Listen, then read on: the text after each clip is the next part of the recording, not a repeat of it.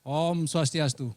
Pemirsa Bali TV dimanapun Anda berada, kembali saya Winata menjumpai Anda dalam program talk show Merah Putih. Kali ini kita mengangkat topik peluang perdagangan di tengah pandemi COVID-19. Dan tentu kita sudah pahami bersama bagaimana terpuruknya ekonomi gara-gara pandemi atau wabah COVID-19. Tidak terkecuali Bali, bahkan Bali mungkin terdampak yang paling luar biasa. Karena sektor perdagangan di Bali pun juga dipengaruhi oleh sektor pariwisata. Yang hari ini kita bisa pahami bahwa sudah tingkatnya mungkin 0%. Dan ini akan berdampak luas. Tetapi bagaimanapun juga di tengah pandemi ini tentu ada harapan-harapan, ada optimisme yang bisa kita bangkitkan. Nah di Talkshow Merah Putih kali ini ada 3 orang narasumber yang sudah hadir. Pertama saya perkenalkan ada Pak Kepala Dinas Perindustrian dan Perdagangan Provinsi Bali, Pak Wayan Jatra. Kemudian ada Pak Wayan Sugiarto, beliau adalah Ketua Asosiasi Pelaku Usaha Hortikultura atau ASP Horti Bali. Kemudian satu lagi ada Pak Made Ariandi, Ketua Kadin Bali. Nah tentu sangat menarik talkshow kita kali ini karena sekali lagi kita ingin membangkitkan optimisme dan semoga optimisme yang kita sampaikan nanti di talkshow ini bisa juga menular ke pemirsa yang lain untuk membangkitkan semangat karena psikologi kita di Bali mungkin sangat tertekan gara-gara COVID-19 ini. Jadi saya akan segera masuk ke sesi pertama, jangan kemana, saya akan kembali setelah yang satu ini. Terima kasih pemirsa Anda tetap setia bersama kami di Talkshow Merah Putih. Kita langsung masuk ke sesi pertama, kita akan berikan kesempatan kepada Pak Wayan Jatra, Kepala Dinas Perindustrian dan Perdagangan. Mungkin yang sudah memantau kondisi perdagangan kita di Bali sejak terjadinya pandemi Pak Wayan. Pak Kadis, mungkin bisa disampaikan kepada pemirsa Bali TV, sejauh mana ini sudah penurunan atau justru sebenarnya ada juga kebangkitan-kebangkitan yang muncul di saat-saat seperti ini. Silakan Pak Kadis. Terima kasih Om Swastiastu. Pemirsa Bali TV yang kami hormati, pada kesempatan yang sangat baik ini tentu ingin kiranya kami dari Dinas Perindustrian dan Perdagangan Provinsi Bali menyampaikan posisi atau kondisi dunia perdagangan kita pada kondisi masyarakat dunia menghadapi pandemi COVID-19 ini. Memang secara umum dapat kami sampaikannya bahwasanya sektor perdagangan kita dengan adanya protokol kesehatan yang harus diikuti mengalami kondisi yang agak tertekan. Tertekan dalam artian karena memang pergerakan aktivitas kita dibatasi, itu yang pertama. Yang kedua, dengan pembatasan aktivitas masyarakat itu tentu berdampak kepada sektor perdagangan itu sendiri. Contoh, tentu sekarang kebutuhan masyarakat kita menjadi turun. Kenapa? Karena memang di samping mungkin daya beli mereka sudah mulai turun, juga aktivitas sektor lainnya seperti pariwisata dan lain sebagainya sudah hampir tidak ada. Nah ini dari sisi perdagangan pasti akan mengalami penurunan yang luar biasa. Nah oleh karena itu dapat kami sampaikan sesungguhnya kalau kita berbicara perdagangan ada 3 level perdagangan yang kita lihat, yaitu perdagangan di lokal itu sendiri, perdagangan antar pulau atau antar daerah, dan perdagangan internasional atau perdagangan luar negeri. Nah oleh karena itu kalau perdagangan lokal yang kami lihat sekarang potensinya memang lebih banyak bergerak di bidang di sektor pangan atau kebutuhan sehari-hari masyarakat, itu yang mendominasi gerak perdagangan atau aktivitas perdagangan kita sekarang ini. Yang lainnya bergerak tetapi kecil. Misalnya bahan bangunan dan lain sebagainya, masih ada pergerakan-pergerakan, tapi karena pembatasan proyek dan sebagainya, tentu yang proyek-proyek skala besar sudah tidak bisa berjalan lagi. Tapi kalau proyek-proyek skala kecil, rumahan mungkin masih bisa bergerak. Jadi di sektor itunya masih bisa berjalan. Nah kemudian, kalau perdagangan keberagaman antar pulau juga demikian. Jadi kita, pemerintah Provinsi Bali juga sudah mengeluarkan kebijakan bahwa yang boleh masuk maupun keluar Bali adalah logistik, yaitu sektor fokus kepada pangan. Dengan demikian berarti pergerakan perdagangan itu juga menjadi sangat terbatas. Nah di satu sisi yang terakhir ini yang perdagangan luar negeri. Jadi kita di Bali memang karena ada pembatasan penerbangan itu juga terganggu teman-teman pengusaha kita, eksportir kita tidak bisa mengirim atau barangnya ke luar negeri. Namun demikian, masih ada beberapa upaya-upaya yang bisa dilakukan oleh teman-teman pengusaha kita. Ya kalau lewat udara mungkin agak susah, tetapi mereka berusaha lewat darat. Namun dengan keterbatasan yang ada itu tentu tidak bisa optimal. Dapat kami sampaikan memang banyak potensi-potensi pasar ekspor kita yang masih bisa kita garap. Jadi contoh manggis. Nanti mungkin teman yang lain juga menjelaskan potensi manggis ini besar di Bali, mestinya bulan-bulan ini puncak-puncak ekspor kita. Namun karena pembatasan penerbangan itu, berarti teman-teman kita berusaha mencari inovasi lewat laut. Nah permasalahannya tentu dari segi kualitas dan seterusnya akan jauh turun. Kemudian masih ada ekspor-ekspor potensi kita yaitu ikan tuna. Masih ada juga kita lakukan ekspor ikan tuna beku, bisa lewat laut. Namun yang lewat udara ikan tuna segar tentu ada kendala di situ. Ternyata masih ada potensi ekspor juga cabai. Rupa-rupanya cabai juga potensi ekspor yang sekarang ini dibawa ke Jepang. Nah oleh karena itu pemirsa yang kami hormati, yang kami banggakan, kami kira bagaimanapun juga kondisi saat ini, kami berharap para pelaku usaha, para pedagang kita tetap berinovasi, ya, mencari potensi-potensi peluang-peluang yang ada dengan kondisi distancing seperti ini. Saya kira pola-pola pemasaran kita ubah sedikit. Dan kita ubah dari konvensional, dari tradisional mungkin akan larinya ke online atau dengan menggunakan startup. Nah itu kira-kira secara umum yang dapat saya sampaikan dulu. Jadi kalau potensi jumlah pasar tradisional kita sesungguhnya di Bali cukup banyak, 279, sedangkan toko swalayan yang ada di seluruh Bali itu tercatat 998. Kalau ini kita manfaatkan untuk dalam rangka distribusi pangan kita cukup potensial kita pergunakan. Saya kira demikian yang dapat saya sampaikan sekelas. Pak Kadis, mungkin kalau pasar itu kan ditentukan oleh permintaan dan penawaran. Kalau yang sekarang ini permintaan dari masyarakat yang jauh turun, sementara kalau distribusi barang produk itu masih stabil atau juga mengalami penurunan, Pak, menyelesaikan? Terima kasih. Jadi kami setiap minggu pada kondisi COVID ini selalu memantau kondisi pasar kita.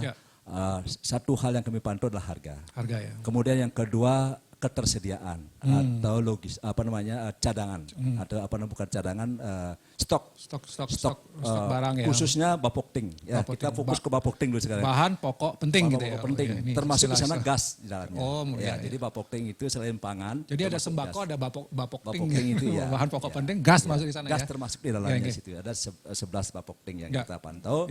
Nah, kalau kami pantau di lapangan, baik di toko-toko modern, di distributor, maupun di pasar, ketersediaan stok kita cukup aman. Cukup ya, justru gitu. Justru permintaan ini yang turun. Nah, dulu awalnya mungkin kalau di pasar mereka mampu menjual anggaplah 100 kilo, sekarang justru 50% daripada itu. 50%. Kami pantau. Baik. Jadi dari segi ketersediaan, distribusi, supply tidak ada permasalahan. Hampir semua bapok tidak ada permasalahan.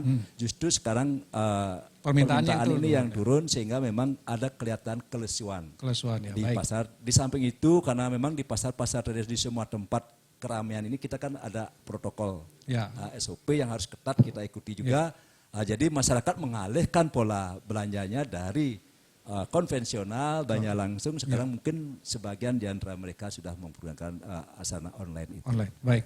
Terima kasih Pak Kadis. Saya berikutnya ke Pak Made Ariandi, Kadin Bali.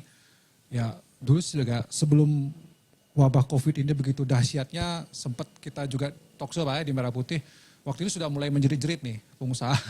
Nah sekarang ini kondisinya gimana Pak Made? Kadin sendiri kemudian kira-kira peluang perdagangan ini ada tidak? Di tengah pandemi COVID ini. Silakan Pak Made. Om Swastiastu. Om Swastiastu. Sebelumnya saya sampaikan salam tangguh lawan COVID-19. Penuh dengan optimisme. Optimisme. Seorang pengusaha harus mempunyai rasa optimisme yang selalu itu acuan dasarnya. Makasih teman-teman di Pak Kadis. Saya sudah perhatikan tadi ini paparannya Pak Kadis. Ada sinergisitas yang kami sudah pikirkan bersama. Sebelumnya Kadin sendiri untuk urusan COVID sudah sangat banyak bergerak. Turun langsung membantu rumah sakit APD dan segalanya. Dan per hari ini mungkin kami akan merencanakan mulai minggu depan pendistribusiannya kita sudah siap di sembako sekitar 15 ton. Baru bukan sembako, Ya. tribako. Tribako apa ya? Artinya beras, Beras ya.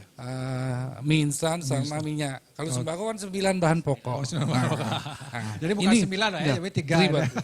Walaupun situasinya sangat sulit, kadang tetap berusaha. Maksudnya begini, walaupun pengusaha juga sedang kesusahan sekarang paling- hari ini, tetap bisa membantu gitu Pak. Tetap punya Siap. ingin melawan gitu ya, melawan COVID ini. Ya. Pertama, kami katakan Bali sudah terdampak 4 bulan yang lalu. Oke. Terutama dari sektor pariwisata di Pariwisata yang.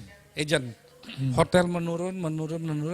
Akhirnya yang pertama kena Cina di Asia Utara, termasuk Asia Tenggara. Ya. Terus akhirnya Eropa, Australia, Amerika. Nah, jadi di bulan di Maret April baru tutup Eropanya, baru terasa sekali. Ubud baru terasa. Ya. Tadinya yang bermain di daerah Kute yang pangsa pasarnya hampir 30% tamu Cina itu Ya. sudah mulai Ya. sudah mendahului. Ya, ya. Nah, walaupun demikian kami di Kadin sangat yakin dan optimis. Kami setelah berbincang-bincang dan sempat berdiskusi dengan teman-teman eksportir. Peluang kami lihat di Hortikultura. Langsung kami mengatakan mau charter pesawat Airbus 330 yang kemampuannya 40 ton. Ternyata oleh Garuda dikasih 100.000 US.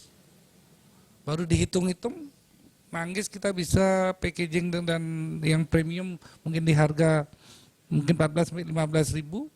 Ternyata kalau 100.000 kali kurs dolarnya, belum lagi administrasinya sekitar hampir 1,6. Sedangkan Charter pesawatnya itu 1,6. 1,6. Kalau kita kali 15 kali 40 kurang lebih 600 juta kan 2,2. Sedangkan di Cina di Guangzhou baru di 22 RMB. Itu kurang lebih 46.000. Nah, itu ada angka yang selisih yang minus. Minus malah ya. Nah, untuk itu ya artinya kalau Garuda kan BUMN. Disinilah letak kalau badan usaha milik negara harus hadir memberikan insentif. Oke, betul. Dan kalau pesawat itu di charter kan baliknya bisa membawa barang alkes yang dari Cina. Mungkin teman-teman yang masih importir yang dari Surabaya bisa nunut. Tetapi kan perlu ketegasan dulu, angkanya belum ketemu, nanti kita sudah deal kan, Garudanya tetap bersikukuh kan, enggak enak. Kalau di 46.000 kali 6 kan cuma 17 20 1,7, sedangkan kita kan 2,2.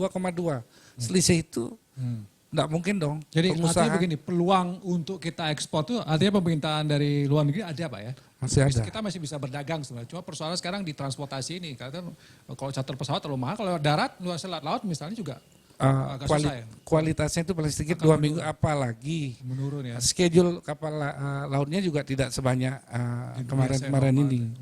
Itu sesuatu yang nggak mungkin. Sampai di sana sudah mengering, malah jadi sampah di sana. Malah manggis itu dagingnya nggak dimakan, malah kulitnya aja yang dibeli di sana dijadikan. Gitu ya. Itu satu contoh. Kedua, masih ada peluang buat pemerintah daerah di Bali adalah peluang pasar ekspor ikan beku. Ada 3 variannya di sana. Tuna, cumi, sama ikan yang dikonsumsi domestik. Nah, sebetulnya Pelabuhan Benua belum direvitalisasi seperti itu, kan masih bisa dimanfaatkan. Ada 600 kapal yang siap melaut. Namun saya dengar dari otoritas yang ada di pelabuhan, ABK-nya izin melautnya tidak ada. Kan gampang saja sebenarnya kalau kita di sini pun tidak ketemu dengan pakai APD. Siapkan aja standarisasi di sana, di kapal, mungkin ada jelek katalah, siapkan kalau ada yang tertular di dalam kapal kan dia kan paling banyak 20 orang, itu ada 8.000 ABK. Ternyata itu masih tidak dapat izin melaut. Nih minta pagi, besok paginya baru datang. Kapal kan tidak bisa itu schedule-nya. Ikan ada di selatan kita. Oke. Itu yang Jadi sebenarnya bisa melaut mereka, tapi izin untuk melaut dari ABK itu yang nggak saya dikeluarkan. sebagai organisasi kajian harus saya sampaikan seperti ini. Sebab itu yang otoritasnya itu langsung dari Kementerian di Perhubungan. Perhubungan ya. Izin Pak Kepala Dinas Iya, itu iya. ABK-nya kalau itu bisa berjalan itu satu dan tinggal pergub aja Pak Gubernur. Di Pelabuhan Dobo di Ambon itu ada. Bupati mengeluarkan pergub, tetapi kurang gubernurnya juga mengeluarkan. Ya. Izin bongkar muatnya kan kita tidak pernah dapatkan. Satu sisi kita disuruh fit, selalu tampil Bali itu perawatan infrastrukturnya harus nomor 1. Ya, ya. Satu sisi kan daerah provinsi kan cuma baru saya perhatikan baru dapat dari pajak STNK aja kan. Ya, ya. Itu peluangnya. PAD dari Kalau saya perkirakan bisa hampir 80.000 ton, 80.000 ton per tahun. Per tahun. Nah, itu tinggal pergub dan pengusaha itu merasa ketimbang dia di sana bayar juga, di sini kan langsung terbang ke luar negeri. Itu peluang. Oke. Sebenarnya peluang masih ada Pak Made ya. Kalau Untuk pengusaha ini selalu cerdas sih masih cari jalan itu kemana-kemana. Sekarang terkendala aturan-aturan tadi ya, izin kemudian ya dulu ini mungkin pemerintah provinsi Bali buat ABK. ya, Dipermudah lagi. Oke. Karena mereka sudah siap juga. Oke, terima kasih Pak Made. Sementara itu dulu saya ke Pak Wayan Sugiarto, Pak hortikultura tadi juga disebutkan ini peluangnya cukup karena kita perdagangan lokal, kalau pariwisata sudah, karena saya tahu mungkin hortikultura selama ini kan ke hotel, ke restoran, nah ini sudah tutup hotel restorannya, bagaimana kondisinya sekarang di hortikultura, apakah juga melirik pasar ekspor atau seperti apa? Silakan Pak. Ya. Baik, terima kasih. Om Swastiastu. Om Swastiastu. Ya, sekali lagi kami dari pelaku usaha hortikultura, jadi di pertanian Pak. Nah, jadi tadi udah disinggung oleh Pak Kadis bahwa sekarang yang banyak masih bergerak sektornya itu adalah di pangan. Ya. Karena memang pangan, artinya kebutuhan pokok masyarakat ya kita harus makan kan gitu istilahnya. Nah kebetulan kami sendiri di asosiasi, anggota-anggota kami banyak bergerak di bidang pangan ini. Jadi di bidang pangan seperti Pak Ketua Kadin Pak Made tadi sampaikan bahwa kita harus tetap semangat. Sebenarnya kami ini yang menjadi korban pertama yang patut menjerit sebagai pelaku usaha karena memang bersentuhan langsung dengan pariwisata, dengan hotel. Menjerit atau sudah berteriak-teriak ini Pak? Iya, sudah berteriak-teriak. Sudah teriak-teriak. Tapi begitu dengan adanya talkshow hari ini dari Bali TV, kami optimis dengan gerakan Pak Kadis, dengan bantuan support dari Ketua Kadin bahwa kami di pelaku usaha hortikultura itu ada rasa optimis untuk secepatnya kita bisa recovery, bisa bangkit. Jadi gini, pertama kami di hortikultura itu adalah paling banyak terdiri dari sayur mayur, buah-buahan seperti tadi. Nah kebetulan selama ini mungkin, ini datanya kotor saja, 50% itu kami dari asosiasi itu adalah mensuplai pasar pariwisata, hotel-hotel, catering, kemudian restoran, villa dan seterusnya. Nah, sekarang ini dengan adanya hotel sudah pada mungkin sebagian besar tutup, 0 tamu, kami yang pertama juga kena imbas. Jadi kami sudah tidak bisa melakukan supply pengiriman karena sebagian besar kami ada supplier hotel-hotel. Nah, otomatis kami pertama itu menjerit. Tapi kami pun sebagai pengusaha berusaha bagaimana caranya supaya tetap eksis dan rasa optimis itu mulai bangkit setelah teman-teman juga mulai ada penjualan online. Jadi rupanya masyarakat kita stay at home, tinggal di rumah. Nah, tetapi kebutuhan pangannya kan tetap harus dipenuhi. Nah, dengan masyarakat kita kurang berinteraksi keluar, otomatis memerlukan bahan pangan itu untuk dikirim langsung. Nah, itulah yang kami lakukan saat ini di Aspe Horti. Teman-teman kami sebagian besar sekarang bergerak di online ini, termasuk saya sendiri. Nah, dengan bergerak di online, itu berarti gerakan kami tetap ada, penjualan ada. Sehingga gerak ke belakangnya di petani, itu tetap ada produksi. Petani-petani kami tetap bisa memproduksi, tinggal mengalihkan komoditinya saja. Jenis komoditinya. Jenis komoditinya terutama yang sayur di Bedugul. Jadi yang biasanya lettuce, selada bulat, selada merah, selada lala rusuh segala macam. Yang itu biasanya dikonsumsi oleh tamu-tamu di hotel, di restoran itu ya. Sekarang berubah lagi. Nah sekarang itulah yang sedikit dialihkan karena permintaan yang banyak kan sekarang permintaan pasar lokal. Seperti Pak Kadis sampaikan tadi, bahwa dengan permintaan pasar lokal ya sekarang untuk kebutuhan lokal lah yang ditanam oleh petani. Lebih banyak. Apa Pak misalnya yang contoh, misalnya katakanlah kualitasnya di kol, kemudian di sawi yang seperti biasa, ya kemudian di wortel, di kentang, buncis, kacang panjang. Nah termasuk juga paprika masih ada. Paprika masih ada dan permintaan secara online juga masih ada.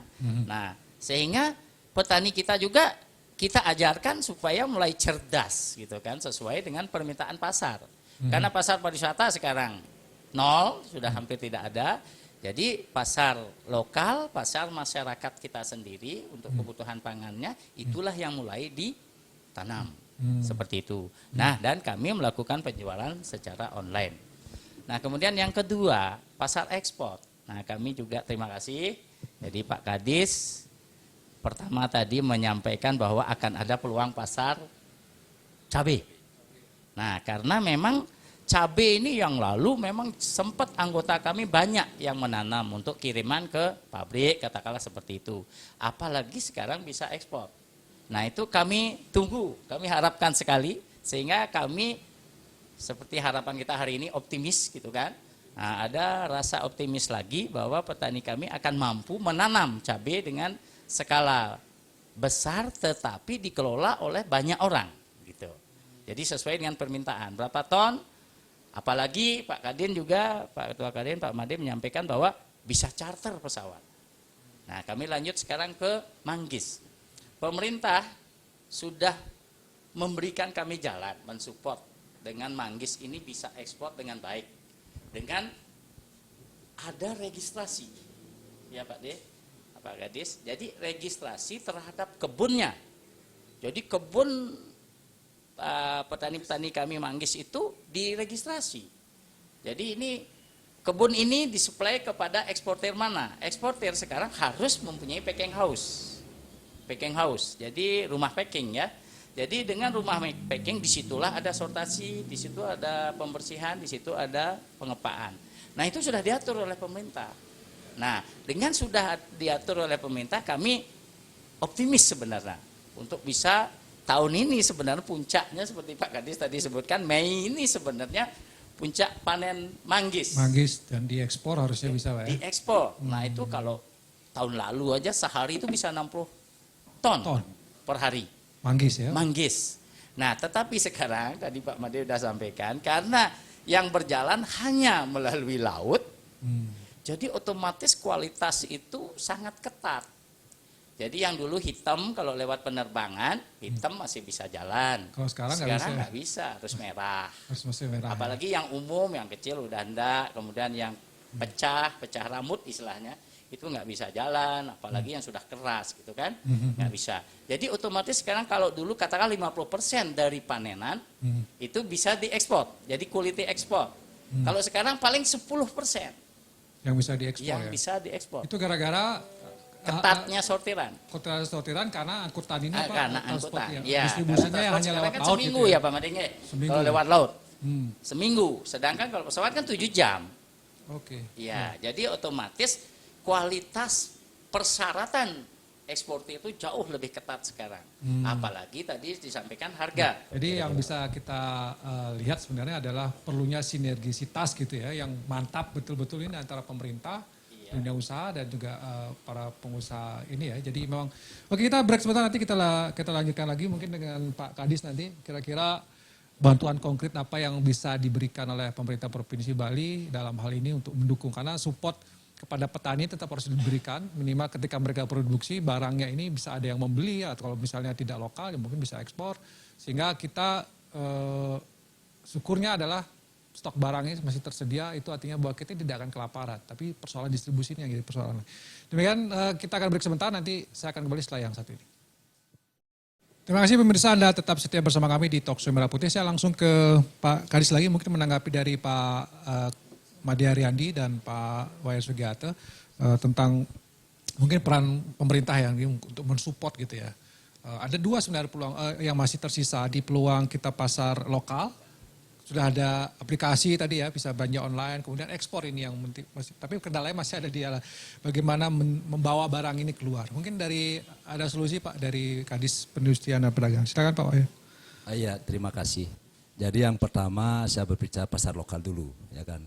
Jadi dalam rangka kita bisa memberdayakan pelaku usaha kita, khususnya produsen kita, petani kita, tentu Bapak Gubernur beserta jajaran dan mungkin hampir semua bupati juga telah menyampaikan ketika pada kondisi pandemi ini kita akan mengadakan paket sembako, apapun itu namanya yang diberikan kepada masyarakat, mari kita optimalkan produk lokal yang ada. Beras, mari kita beli beras yang ada di sekitar kita, sayur, mayur, telur dan segala macamnya. Jadi sehingga dua sisi bisa bergerak. Masyarakat produsen kita produknya terjual atau terangkat, kemudian masyarakat yang membutuhkan sembako mendapatkan sembako yang aman dan segar. Jadi itu satu hal. Nah, pola-pola yang kita pergunakan dalam konteks ini seperti yang saya sampaikan tadi, silahkan manfaatkan sarana atau metode atau skema pemasaran yang dipergunakan, apakah itu online atau yang tradisional. Tapi manapun itu semuanya adalah penting. Kalau kita online semua mungkin pedagang-pedagang konvensional dia kehilangan pekerjaan. Jadi oleh karena itu saran dari Pak Gubernur juga belilah ya kan sembako di toko-toko, pasar-pasar sekitar. Kalau tidak, oke, manfaatkan sarana online gitu kan. Nah, itu yang pertama. Kemudian yang kedua, seperti yang kami sampaikan di awal tadi bahwasanya sesungguhnya beberapa negara masih membuka impor. Artinya kita masih ada peluang ekspor ke negara tersebut. Kemudian, nah, dalam konteks ini kami lagi kebetulan instruksi Pak Gubernur juga, perintah Pak Gubernur kami ditugaskan untuk mengkoordinasikan, mensinergikan kan peluang-peluang yang ada ini jadi dengan kendala-kendala yang dihadapi. Seperti yang disampaikan oleh dari Pak Made, Ketua Kadin tadi, sesungguhnya kami ini beriringan, nama aja sama. Perindustrian Perdagangan, beliau Ketua Kadin, kan begitu ya sama. Ya, urusan kita sama, beliau mungkin ya di swastanya, kami di segi regulasinya kan dia. Nah, oleh karena itu kemarin sesungguhnya kami mengundang Garuda. Kami mengundang Garuda untuk mengakomodasikan peluang-peluang ekspor ini karena memang disampaikan tadi satu, untuk produk segar memang harus jarak tempuhnya tidak boleh lama, harus lewat udara. Kalau kita ingin kualitas produk kita bersaing, kan. Tapi kalau memang seperti yang saya sampaikan tadi ya, kalau sampai jarak tempuhnya lewat laut sampai 1 minggu 2 minggu, otomatis produk kita sudah tidak bersaing lagi di daerah tujuan. Nah, terutama untuk yang bahan segar ini kita kemarin mencoba memfasilitasi, mempertemukan para eksportir yang potensial yang akan mengekspor dengan Garuda, dengan Bea Cukai, dengan karantina. Jadi semua pihak yang berhubungan dengan upaya ekspor itu. Jadi dalam konteks ini memang konsepnya memang harus gotong royong. Arti gotong royong itu berarti kalau memang kita ingin penerbangan reguler memang Garuda tidak bisa menjanjikan. Kenapa? Karena keterbatasan penerbangan sekarang Garuda tidak bisa memberikan kepastian waktu kapan akan berangkat. Yang namanya produk segar sangat ditentukan oleh waktu itu. Kalau salah memanage waktu itu berarti produk kita sudah tidak berkualitas lagi. Kemudian, nah oleh karena itu kemarin solusi yang kedua adalah sistem charter. Nah, tetapi kalau sistem charter hanya parsial satu-satu, misalnya manggil saja, tentu tidak efektif, tidak efisien. Kami mengundang kemarin semua potensi ekspor yang ada untuk kita bisa satu charter pesawat sehingga semua itu terisi. Karena Garuda kan tidak spesialis kargo dia untuk barang. Dia di atasnya bisa diisi tapi untuk barang tertentu. Di bawahnya bisa diisi untuk barang tertentu. Nah, ini kami kolaborasikan coba mudah-mudahan ada hasil. Alfi ya kan yang biasa mengirim barang berbagai jenis barang keluar itu kami coba undang. Kemudian contoh saja ke Cina. Kan manggis besarannya. Ya. Oke, besarannya manggis, tapi ini supaya digotong royongkan dengan komoditas-komoditas lainnya. Ya, kita gabung di situ, dengan demikian kalau sudah dioptimalkan itu pesawat, mudah-mudahan harga bisa ditekan. Artinya harga cost-nya bisa kita tekan kan. Karena ini charter kan, berisi tidak berisi ya harus bayar sekian kan, udah sudah disampaikan tadi. Jadi kita optimalkan isinya. Kemudian setelah itu baliknya ini supaya juga bisa kita isi. Nah, barang-barang impor apa saja yang kita masih mungkin kita bisa impor dari Cina. Itu kami coba, kemarin kita sudah pertemukan itu semua. Hari ini dan 1 minggu ini kami minta supaya ada progresnya. Bisa enggak kita wujudkan? Kendalanya di mana? Kalau memang sudah ketemu kendalanya, tentu Bapak Gubernur selaku penguasa atau mempunyai kewenangan itu kan kami laporkan. Mudah-mudahan tidak ada kendala. Kalau memang sudah bisa berjalan B2B, silahkan. Kan dia sampaikan. Kalau memang sudah tidak, mari kita carikan solusinya. Mana tahu Pak Gubernur bisa memberikan solusi-solusi atau kebijakan-kebijakan mungkin yang bisa kita lakukan. Itu upaya yang kita coba lakukan. Begitu juga ke potensi yang lainnya, negara Jepang. Bisa sampaikan ini Jepang ikan segar, tuna segar juga sangat dibutuhkan termasuk cabai. Tentu kita identifikasi apa lagi sehingga satu pesawat ini terisi penuh. Karena konteksnya adalah sistem charter yang namanya segar ini kalau kita mengikuti pola reguler tidak ada kepastian jaminan kapan itu barang bisa diberangkatkan. Tapi kalau pola charter kapanpun dibutuhkan mereka siap on time. Kemudian, nah itu oleh karena itu kemarin ya kita coba dulu. Kami masih dalam upaya, dalam posisi kami di pemerintahan mengakomodasikan, mensinergikan para pihak ini, ya kan. Mudah-mudahan, nah jadi potensi ini bisa kita wujudkan. Alangkah senangnya kita kalau dalam kondisi pandemi ini beberapa komoditi kita masih kita bisa keluar, sehingga aktivitas perekonomian masih berjalan sekalipun dalam kapasitas yang terbatas, apapun itu sekecil apapun yang kita bisa perbuat pasti bermanfaat. Nah, itu jadi Pak Gubernur minta kepada saya, untuk mengkoordinasikan dengan Garuda. Jadi sekali lagi hasilnya belum, progresnya kami tunggu. Tapi sudah memanggil Garuda, sudah kemarin, untuk bicara. Kemudian hari kemarin, Selasa kemarin kita sudah mengundang. Jadi mudah-mudahan ada respon positif baik dari Garuda maupun teman-teman eksportir kita. Artinya ada semangat terus untuk mencari solusi Pak ya? Iya tetap. Tapi bagaimanapun juga sekarang sekali lagi dengan sistem yang lain, kalau ketika manggis kita tidak bisa kirim lewat udara, teman-teman berusaha lewat laut kan. Nah, cuman itu sudah disampaikan oleh Pak Made dengan Pak Wayan tadi ya, saya kira ada kendala di situ. Ya, kemudian komitmen para eksportir kita, saya sampaikan, mereka ingin agar sustainable ini bisa dipertahankan. Kalau sampai produk kita hilang di negara tujuan, takutnya besok kita kehilangan pasar. Sekali dalam konteks ini para eksportir kita pun tidak berpikir untung.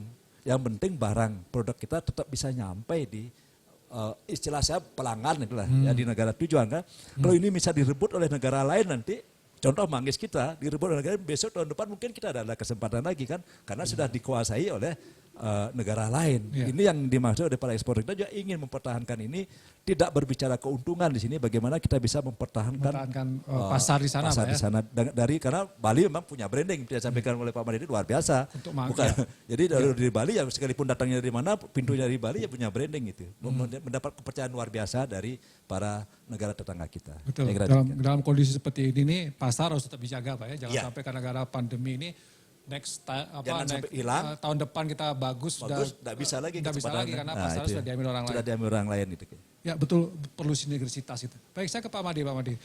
Kalau tadi kan ini Garuda kayaknya masih agak belum memberikan jawaban gitu ya. Ada nggak upaya dari Kadin misalnya langsung ke Pak siapa gitu yang di BUMN, Garuda ini biar support lah kita, Bali ini kan sudah kasih devisa cukup banyak selama ini gitu ya. Jadi ada prioritas lah untuk Bali, pengusaha-pengusaha dan petani kita juga mendapatkan perhatian. Ada nggak usaha dari Kadin Pak Made? Siap, terima kasih.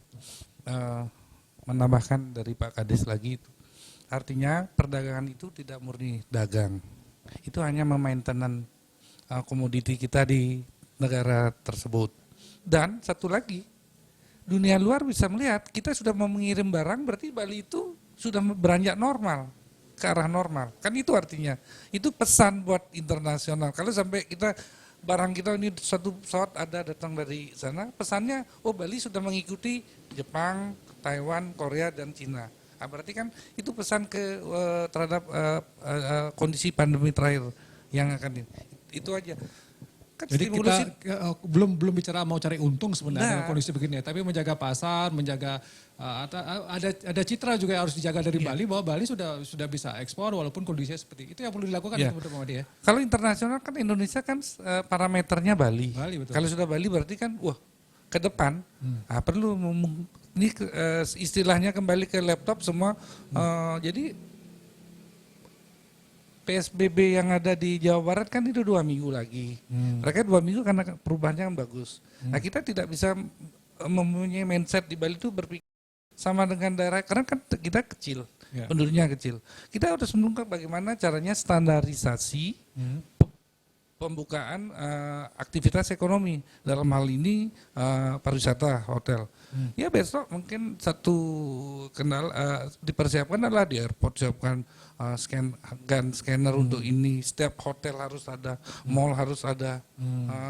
Kita tunjukkan bahwa kita itu siap. Mungkin di lobi hotel yang berbintang ada satu kayak di satu ruangan. Kalau toh ada tamu yang kita sudah membuka, ada tamu yang tinggi tensinya, orang tidak panik. tinggi, Ya sudahlah masuk aja dulu di sana.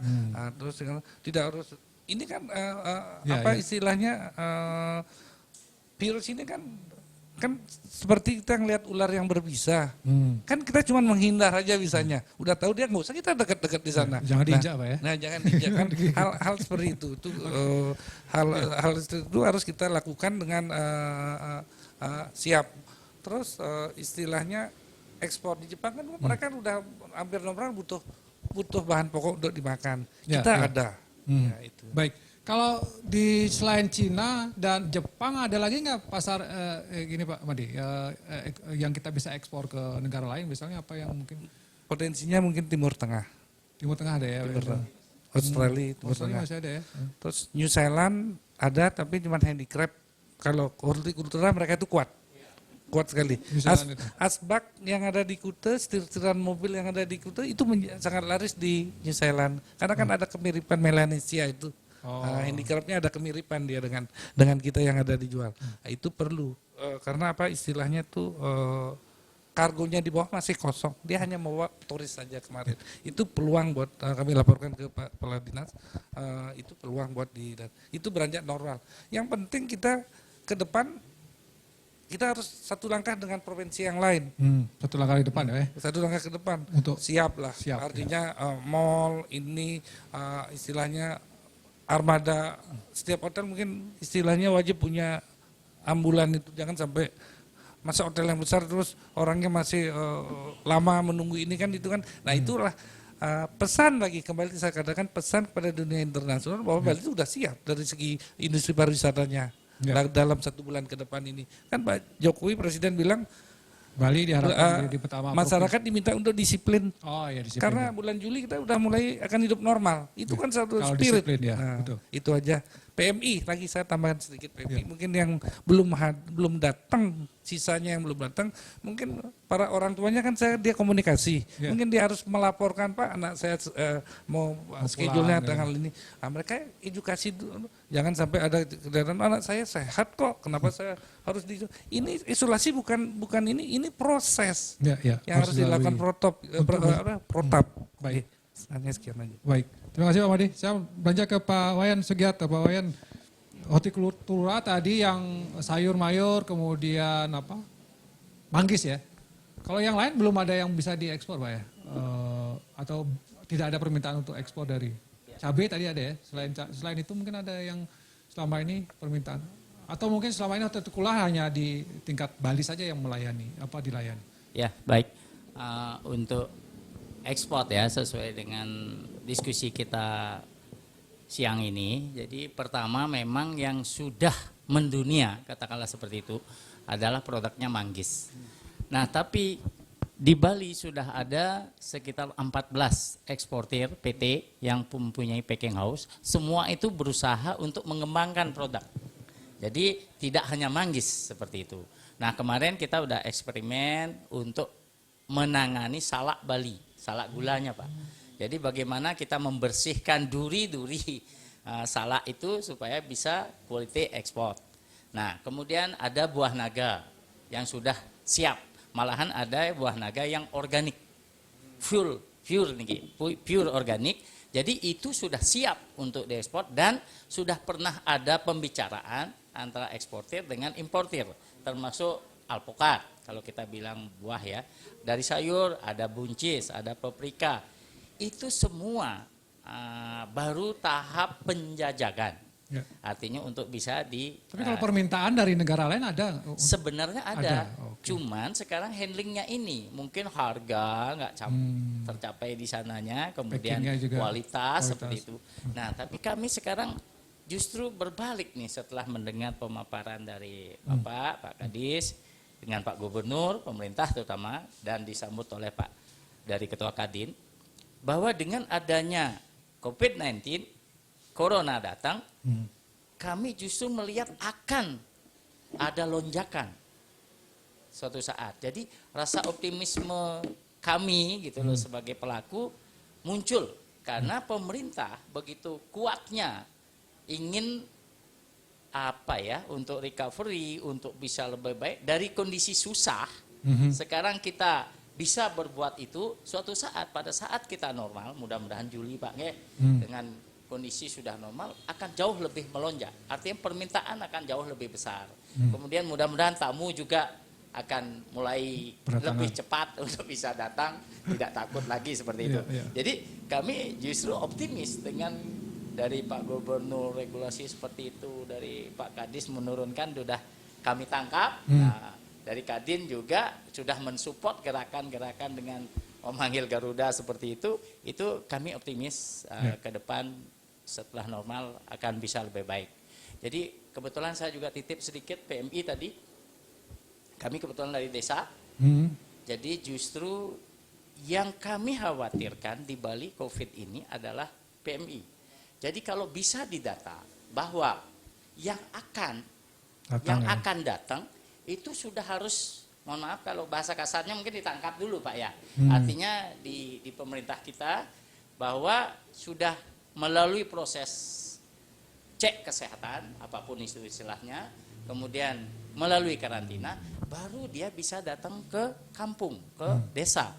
Sehingga tidak seperti sekarang, mohon maaf, saya lihat PMI itu datang, yang menyatakan sudah sehat, sudah ini, dan berkeliaran, gitu kan. Ternyata positif. Berinteraksi, ternyata positif. Nah, mungkin itu tadi dari Pak Kadin, kami titip dari desa. Kondisi seperti itu. Karena jadi, semakin cepat ini bisa berlalu, akan bisa bekerja lagi ya aspek hortinya. Baik, kita akan break sebentar, masih ada satu sesi lagi dan saya akan memberikan kesempatan sebagai closing statement dari masing-masing narasumber, harapan dan seperti apa yang ke depan berkaitan dengan peluang perdagangan di masa pandemi ini. Jadi jangan kemana-mana, saya akan kembali setelah yang satu ini. Terima kasih pemirsa, Anda tetap setia bersama kami dan kita sudah di sesi terakhir. Saya akan langsung berikan kesempatan kepada Pak Wayan Sugiarto. Mungkin Pak dari aspek horti ini apa yang menjadi harapan, mungkin tidak hanya kepada pemerintah, mungkin masyarakat, apa yang sesama pengusaha juga untuk membangkitkan semangat kita di masa pandemi. Silakan Pak Wayan. Terima kasih. Jadi dengan adanya talkshow hari ini, hadir Pak Kadis dengan Ketua Kadin, kami dari asosiasi merasa optimis. Jadi kami mohon apa yang sudah ditindaklanjuti, artinya dalam hal pendekatan kepada Garuda, pendekatan kepada eksportir seperti itu, kami mohon itu bisa direalisasikan, bisa diimplementasikan, sehingga suatu saat kapan wabah berakhir itu akan menjadi lonjakan bagi petani-petani kita. Nah, kami juga mengimbau ke anggota kami di aspek horti tetap optimis. Tetap optimis karena pemerintah kita tidak diam. Kita punya Kadin juga sudah berbuat banyak untuk membantu kita-kita di petani khususnya. Nah, sehingga harapannya sekali lagi kita bisa bangkit lebih baik di bulan mendatang setelah wabah ini berakhir. Dan sekarang apa yang kita lakukan dengan online, penjual online, termasuk pedagang-pedagang, pelaku-pelaku kami yang langsung berjualan, itu sudah berjalan seiring sesuai dengan kebutuhan masyarakat. Nah, itu berjalan seiring dengan berjalannya offline, artinya penjualan manual, manual baik sudah. itu di Baturiti, di Mengui, di Pasar Badung, sayur mayur, buah itu tetap berjalan. Nah, tapi memang untuk kebutuhan lokal. ya. Jadi dengan demikian semua akan bisa berjalan dan malahan dengan adanya diskusi ini kami optimis setelah wabah ini berakhir akan bisa ada lonjakan omset lah seperti itu. Jadi kita optimis semua. Ya, Terima kasih. Harus optimis ya Pak Wayan ya. Teman-teman juga di SPOT harus tetap semangat. Pak Madi, silakan Pak Madi. Kalau kita perkirakan dari perencanaan kondisi nasional kan paling banyak 2-3 bulan. Kalau kita ekspor kapasitasnya bisa seminggu 2 kali, berarti itu kan ada 8 kali 2, 16. 16 kali. Kalau subsidi hanya 600 juta, 16 kali 8 kan buat pesan, pencitraan, kesungguhan dari Satgas yang sudah berjalan itu, kan itu tidak besar. Kan nilainya stimulus kan berapa ratus triliun itu. Itu kan di UMKM itu kan turunannya di bawah UMKM. Kurang lebih ada 35% itu berbasis, karena UMKM kan padat karya dia jadinya. Buktinya kayak industri di Jawa masih dapat kebijakan untuk beroperasi kayak pabrik rokok dan segala lainnya dan industri yang lainnya. Kalau Bali hanya sebagai parameter Indonesia di mata internasional representasi dari Indonesia kan tidak terlalu besar, nilainya 8 kali 600 juta. 16 kali 600 juta kan hampir 8M. Kan kecil kan, itu hitung-hitungan kalau kita pengusaha hitungnya baru ada 10M kok Pak. 10M. BUMN, artinya ini bisa dari pemerintah pusat memberikan semacam insentif sering kok ini. Saya lihat beritanya. Terus kedua mungkin saya akan menyebut ke masalah penguatan imun. Imun masyarakat ini. Imun masyarakat. Ya, supaya dada. Jadi saya berpikiran mendorong bagaimana Pegadaian itu memberikan relaksasi juga. Pegadaian ya. Yang 3 bulan jatuh tempo kan kebingungan ibu-ibu rumah tangga. Yang sudah naruh emasnya di ibu-ibu Pegadaian. sudah panik, okay. dia tidak masa, bapak-bapaknya juga kena. Itu nggak ada makanan di rumah sudah panik, sudah tampangnya murung. Nah, disuratin, di info, ibu tidak akan akan diberikan perpanjangan waktu, apalagi harga emas naik. Kalau perlu disuntik lagi kan ini kan hanya kemanusiaan itu kan Pegadaian juga milik negara. Negara kembali lagi saya sarankan hadir lagi kan begitu. Baik. Saya cukup senang ya. Jadi Kadin di tengah kondisi begini saya dengar pengusaha sudah pada menjerit, sudah berteriak-teriak tapi Pak Madi tetap semangat bagaimana membangkitkan. Luar biasa Pak Madi ya. Oke, terima kasih Pak Madi. Saya ke Pak Kadis, Pak Kadis mungkin sebagai teman apa yang untuk mensupport juga nih, karena kan regulatornya ini juga penting. Baik, terima kasih. Jadi yang pertama tentu kami ingin tetap mengajak masyarakat Bali khususnya mari kita concern dulu bagaimana kita mencegah penyebaran COVID ini. Fokus memang kita di situ dulu. Ayo kita. Tetapi di balik concern itu memang Pak Gubernur sudah melangkah satu langkah juga. Beliau sudah membentuk tim recovery. Pak Madi juga masuk di dalamnya. Tim recovery bagaimana kita nanti menyiasati ketika ini sudah kita bisa atasi bersama-sama penyebaran COVID ini, tentu kita dengan tidak kalah langkah. Begitu kondisi memungkinkan kita sudah bergerak cepat. Inilah oleh Bapak Gubernur di bawah komando Bapak Wagub ditugaskan oleh beliau untuk membentuk tim recovery. Jadi di satu sisi kita concern untuk menjaga agar penyebaran COVID ini bisa kita kendalikan secepat-cepatnya. Di sisi lain juga kita tidak berdiam. Artinya dalam kesempatan ini kami mengajak masyarakat semua, terutama para pelaku usaha, pedagang dan segalanya, mari kita persiapkan diri dari sekarang juga. Nah di tengah-tengah kita cooling down dulu, tentu kita harus berpikir juga apa peluang-peluang yang akan bisa kita tangkap setelah ini berakhir. Pasti akan ada perubahan struktur ekonomi kita pasti. Awalnya mungkin orang membutuh barang A, dengan setelah ini mungkin akan berubah bergeser ke yang lainnya. Itu harus kita mulai sekarang mulai pikirkan. Nah, kemudian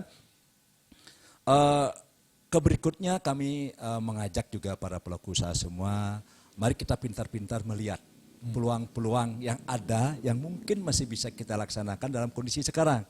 Contoh, mungkin kalau masyarakat lagi membutuhkan masker, silahkan produksilah masker. Tetapi dalam batasan yang wajar, jangan over produksi nanti malah menjadi masalah. Kemudian sekali lagi saya katakan, mari kita persiapkan diri menghadapi situasi astungkare COVID ini cepat berakhir, jadi kita tidak kalah langkah gitu. Kita sudah maju selangkah bahwa kita sudah ready untuk ke depan. Nah, oleh karena itu juga kami dari segi regulasi tentu akan menyiapkan itu. Bersama membantu. tim yang dibentuk oleh Pak Gub akan kita sudah mulai memetakan apa kira-kira peluang-peluang yang bisa kita laksanakan pasca pandemi ini. Baik. Ya kan? Saya kira demikian. Baik, terima kasih Pak Kadis, Pak Wayan Sugiarto, dan Pak Made. Saya kira sudah bisa membangkitkan optimisme kita bahwa di tengah pandemi COVID-19 yang sangat memukul perekonomian Bali ini masih ada peluang-peluang yang bisa dilakukan. Pengusaha-pengusaha tidak berdiam diri tapi selalu mencari terobosan-terobosan apa yang kira-kira bisa dipertahankan. Ada satu langkah yang sudah di depan dilakukan pemerintah provinsi membentuk tim recovery di bawah pimpinan Wagub. Dan ini mudah-mudahan bisa mempercepat kita ketika kondisi sudah normal, sudah sehat semua, pandemi sudah hilang, kita bisa langsung lari lagi, tidak terpuruk seperti sekarang. Demikian Talkshow Merah Putih kita kali ini. Saya ucapkan terima kasih atas pertanyaan Anda. Saya tutup dengan Parama Santi. Om Santi Santi Santi Om.